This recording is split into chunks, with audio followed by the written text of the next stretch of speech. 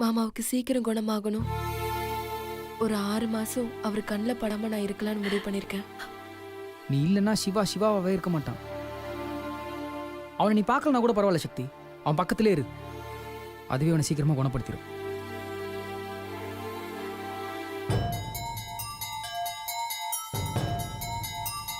ஆமா சக்தி, அவருக்கு தேவையானதெல்லாம் நாங்க பாத்துக்கிறோம். நீ எங்கேயும் போகாத, தயவு செஞ்சு இங்கே இரு சக்தி.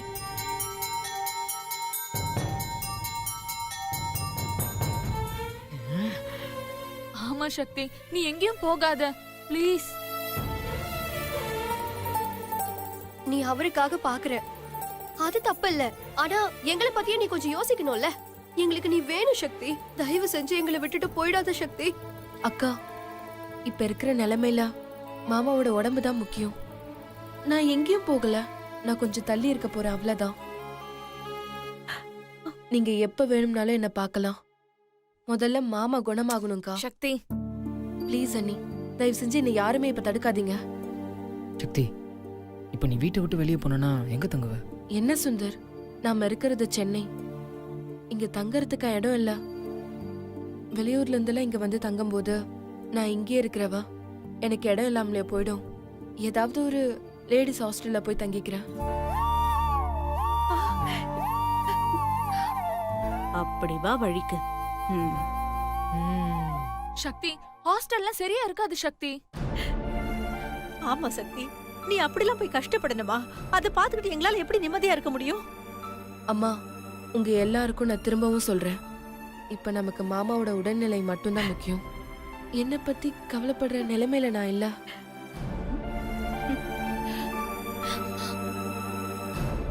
ஆறு மாசம் 6 நாள் மாதிரி போயிடுமா? ப்ளீஸ் தயவு செஞ்சு எல்லாரும் புரிஞ்சுக்கோங்க. சரி சக்தி, நீ போ. உனக்கு என்ன ஹெல்ப்பா இருந்தாலும் எனக்கு கால் பண்ணு. போவி போவி. தேங்க்ஸ் சுந்தர்.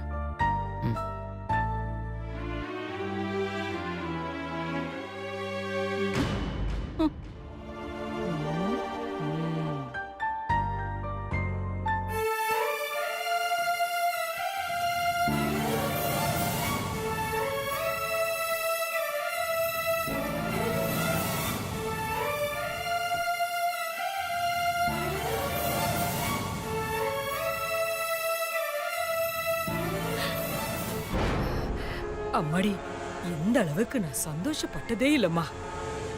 நம்மள புடிச்ச பீட ஒழிஞ்சுதுன்னு நினைச்சுக்கோ.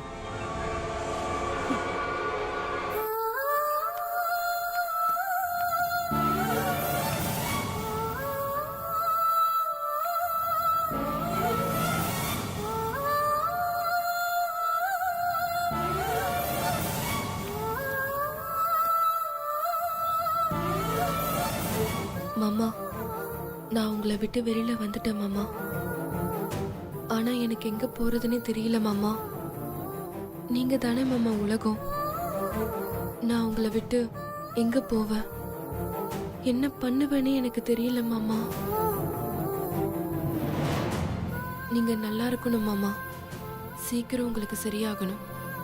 அதுக்காக நான் உங்களை விட்டு விலகி தான் இருந்தாகணும். ஆனா உங்களை பார்க்காம எப்படி இருக்க போறேன்னு தெரியல மாமா. எல்லாம் உங்களுக்காகத்தான். சக்தி,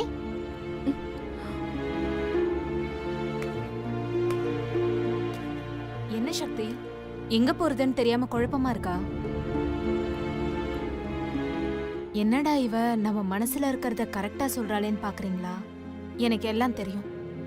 முதல்ல வண்டியில இருங்க, மத்தத அப்புறமா பேசிக்கலாம். நான் சொல்றத கொஞ்சம் தயவு செஞ்சு கேளுங்க. நீங்க இப்படியே இருந்தா உங்க பிரச்சனைக்கு முடிவு கிடைக்காது. நீங்க சிவா சாரை எவ்வளவு லவ் பண்றீங்கன்னு எனக்கு ரொம்ப நல்லா தெரியும். அவரை விட்டு வெளியில வந்தது உங்க மனசுக்கு எவ்வளவு கஷ்டமா இருக்கும்னு எனக்கு தெரியும். ஆனா இப்ப நீங்க எதையும் யோசிக்காம தயவு செஞ்சு என் கூட வாங்க. சக்தி, வாங்க சக்தி, யோசிக்காம.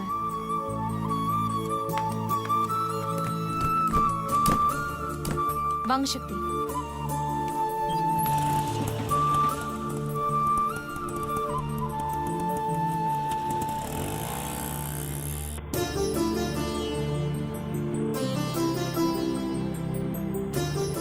சக்தி, என்கிட்ட நிறைய கேஸ் வந்திருக்கு.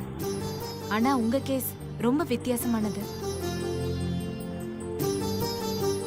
அதுவும் உங்கள மாதிரி ஒரு பொண்ணை நான் பார்த்ததே இல்ல.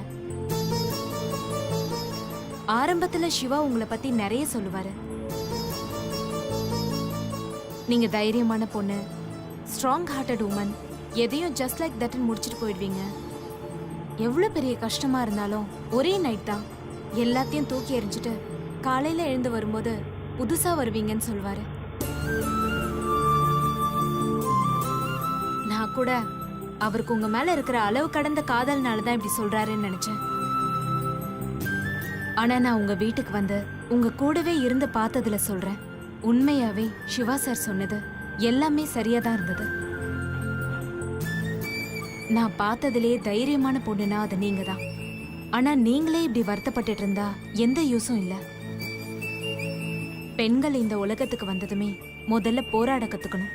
இல்லனா இந்த உலகம் நம்மள ஒதுக்கி வச்சிரும். நம்ம வாழ்க்கையில நிறைய பிரச்சனைகள் வரும்.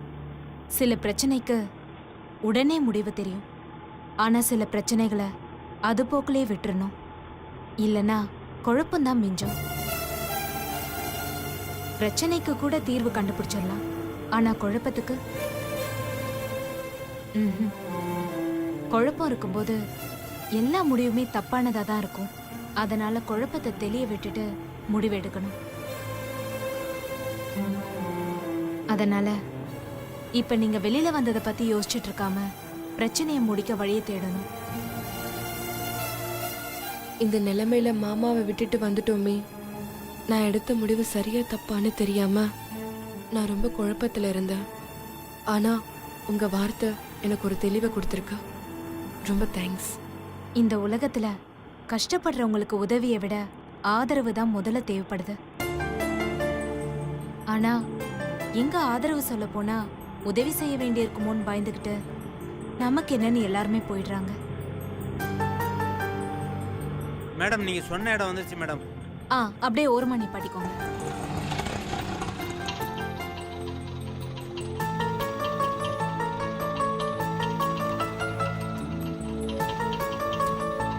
அண்ணா இந்தாங்க.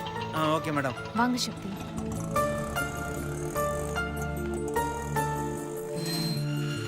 வாங்க வாங்க சக்தி.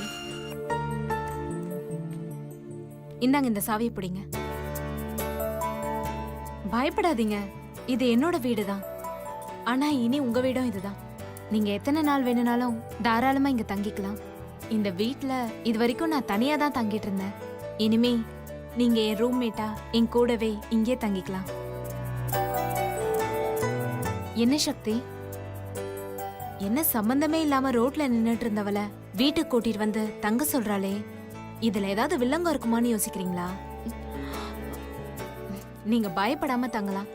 என்னால உங்களுக்கு எந்த பாதிப்புமே வராது. அப்படிலாம் ஒண்ணும் இல்ல. அப்புறம் என்ன, சாவியை வாங்கிக்க வேண்டியது தானே. இந்தாங்க சக்தி, புடிங்க. ம்.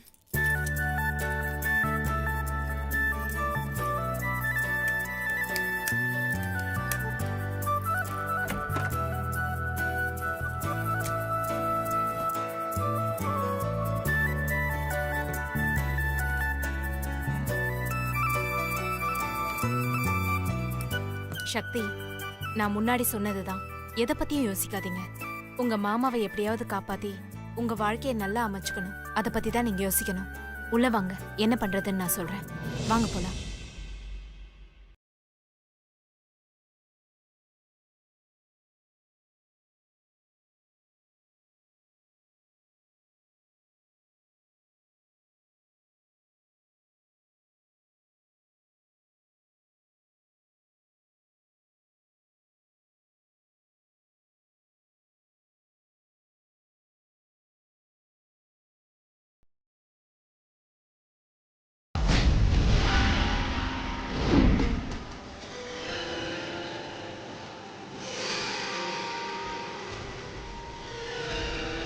வை சுபத்ரா, நீ மனசு வச்ச சக்தி வெளிய போயிட்டா, இப்ப ஜாலி ஜாலிதான்.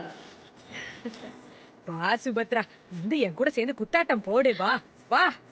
வேணாமா, நீ தான் நல்லா ஆடுற, நீ ஏன் ஆட? அடமா சுபத்ரா நீ.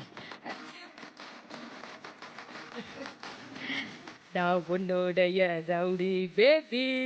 கரெக்டா? என்னம்மா டான்ஸ் எல்லாம் பலமா இருக்கு, அவ்வளவு சந்தோஷமா இருக்கியா? இருக்காதா பின்ன?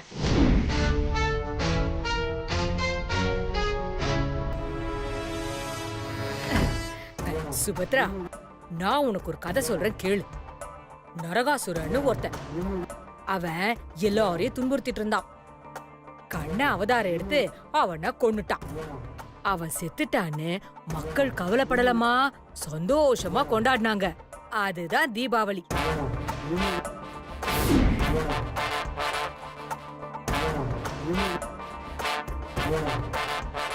அதே மாதிரி நம்மள சந்தோஷமா வாழ விடாம கொடுமை பண்ணா சக்தி. அந்த சக்திய சுபத்ராங்கிற நீ வில்லத்தனமா ஒரு அவதாரம் எடுத்து இந்த வீட்டை விட்டே அனுப்பிட்டம்மா. அப்போ எனக்கு இந்த நாள் தீபாவளி தானே, அத நான் கொண்டாட வேணாமா? அதான் ஆடி சந்தோஷமா கொண்டாடிக்கிட்டு இருக்கேன்.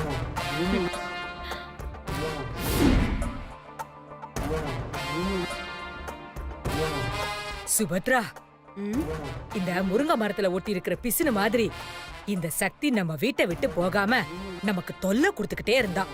ஆனா இப்ப சக்தி இல்லாத வீட்டை நினைச்சு பார்க்கவே ரொம்ப சந்தோஷமா இருக்குமா. இந்த நாளுக்காக எத்தனை நாள் நாம காத்துக்கிட்டு இருந்தோம். காத்துக்கிட்டு மட்டுமா இருந்தோம், எவ்வளவு பிரச்சனை, எத்தனை அவமானங்கள், எல்லாமே இந்த சக்தியால தானே. இப்போ அவ வீட்டை விட்டு போயிட்டான்னு நினைக்கும் போது எனக்கு சந்தோஷம் அப்படியே அருவி மாதிரி பொங்கி வழியுதுமா.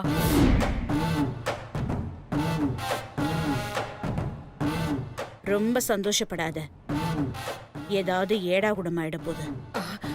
என்ன சுபத்ரா நீ? நான் தான் எப்பவுமே அபசகுணமா பேசுவேன், இன்னைக்கு என்னடான்னா நீ பேசுற? இத பாரு சுபத்ரா, விளையாட்டுக்கு கூட அப்படியெல்லாம் சொல்லக்கூடாது. ஏன்னா அந்த சக்தி கிட்ட அடி வாங்கி உத வாங்கி நான் ரொம்ப கஷ்டப்பட்டிருக்கேன். அவ இந்த வீட்டை விட்டு போனதுல முதல்ல சந்தோஷப்படுற ஆள் நான் மட்டும்தான். ஆனா இது எல்லாத்துக்கும் காரணமே நீதான் சுபத்ரா.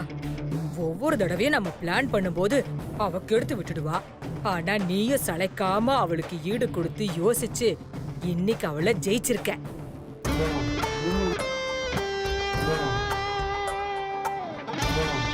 இது எல்லாத்துக்கும் காரணம் என் செல்ல பொண்ணு சுபத்ரா குட்டி. உன்னை பொண்ணா பெத்ததுக்கு நான் பூரி படையறேம்மா.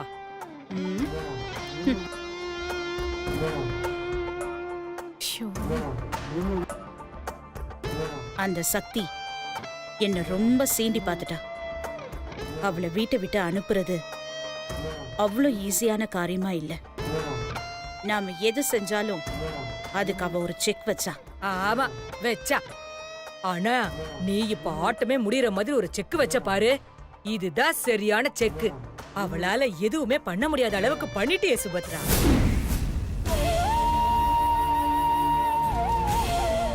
இது மட்டும் பத்தாதுமா, அவ பண்ணதுக்கு இன்னும் செய்யணும்.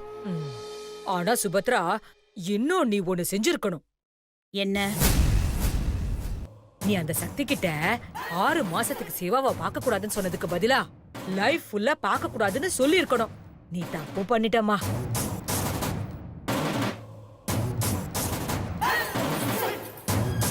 அம்மா, ஆணியே இறங்காத செவுத்துல 1/2 இன்ச்சு இறக்குனதே பெரிய விஷயம்.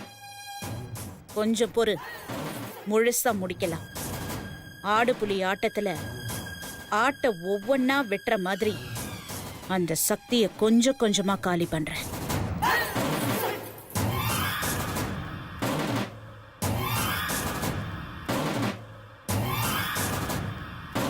சிவாவை விட்டே அவ பிரிய மாட்டேன்னு சொன்னால, இப்போ அவளை 6 மாசத்துக்கு பிரிச்சு வச்சாச்சு.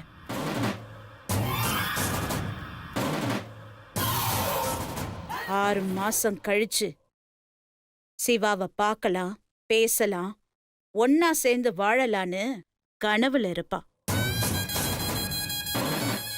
ஆனா இந்த 6 மாசத்துக்குள்ள சிவா மனசுல இருந்து அந்த சக்தியை முழுசா அழிச்சிருவேன்.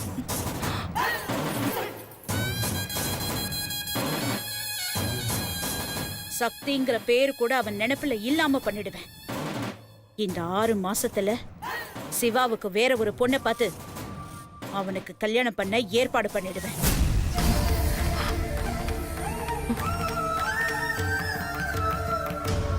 அம்மா, நீ சொல்றதெல்லாம் சரிதான். ஆனா சிவாவுக்கு நினைவு திரும்பணும்னு அந்த சக்தி போராடிக்கிட்டு இருக்கா. ஒருவேளை அவனுக்கு குடுக்குற மாத்திரை மருந்துனால சிவாவுக்கு நினைவு திரும்பிடுச்சுன்னா என்னம்மா பண்றது? அம்மா, சக்தி மாத்திரை மருந்து கொடுத்தா நம்மளால எதுவும் பண்ண முடியாது. ஆனா மாத்திரை மருந்து கொடுக்கறதே நாம தானே. ஆ,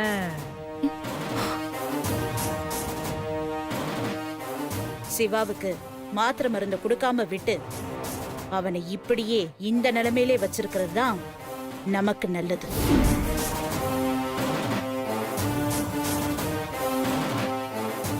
அப்பதான் நாம நினைச்சதை செய்ய முடியும். ம். சக்தி சக்தின்னு சொல்ற சிவா போய் சக்தினா யாருனே தெரியாத புது சிவாவா மாத்திரணும். பாத்தீங்களா சக்தி, உங்க அத்தை என்ன மாதிரி பிளான்லாம் பண்றாங்கன்னு? நானும் நிறைய கேஸ் பாத்திருக்கேன். ஆனா யாருமே இந்த அளவுக்கு கிரிமினலா யோசிச்சு பார்த்ததில்ல.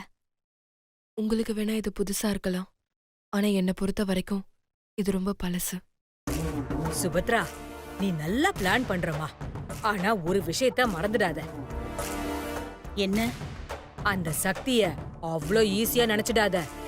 நாம சிவா கிட்ட இருந்து சக்தியை பிரிக்கணும்னு நினைக்கிறோம். ஆனா அவ சேர்ந்து வாழணும்னு நினைக்கிறா. பிரிக்க நாம ஒரு பிளான் போட்டா சேர்ந்து வாழணும்னு அவ 9 பிளான் போடுறா. அவ கேடிக்கு கேடிமா. நம்மள பத்தி பயப்படவும் செய்யறாங்க, ஆனா கிரிமினலாவும் யோசிக்கிறாங்க. அம்மா, எனக்கும் தெரியும். ஆனா அதையெல்லாம் மீறிதான் சிவா கிட்ட இருந்து சக்திய பிரிக்கணும். சுபத்ரா, வீட்ல இருக்கும்போது சரி, நாம ஒருத்தர் பாத்துக்காத மாதிரி பண்ணிடலாம். ஆனா இந்த சக்தி ஆபீஸ் அங்க இங்கன்னு பார்த்தா நம்மளால என்ன பண்ண முடியும்?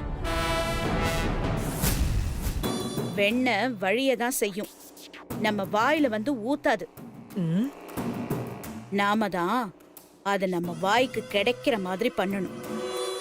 சொல்றது புரியுதா? புரியுது சுபத்ரா. இருந்தாலும் அந்த சக்தி அடிச்ச உடனே சாகுற மண்புழு இல்லம்மா. அடிச்சாலும் அடிச்சவங்கள பழிவாங்குற நல்ல பாம்பு மாதிரி. அவகிட்ட கொஞ்சம் நாம எச்சரிக்கையாவே இருக்கணுமா.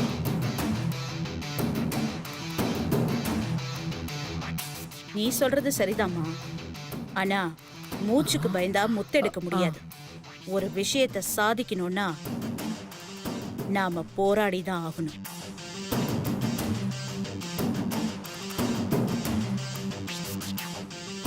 என்ன சக்தி இப்படி பேசிக்கிறாங்க? இப்ப நீங்க என்ன பண்ண போறீங்க?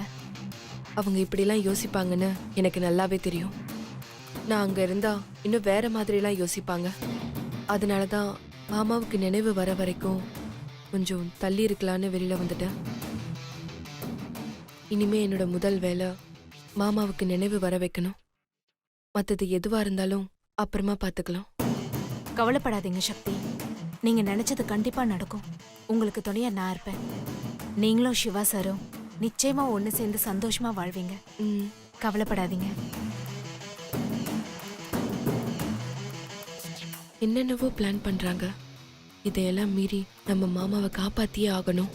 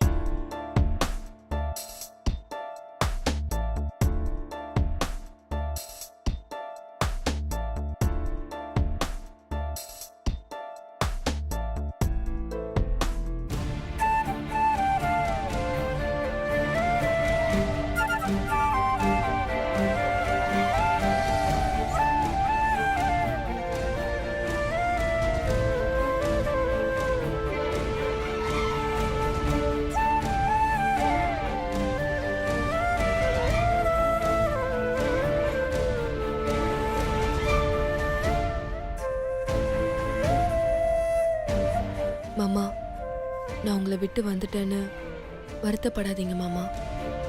நான் எங்க இருந்தாலும் என் நினைப்பெல்லாம் உங்க மேலதான் இருக்கும்.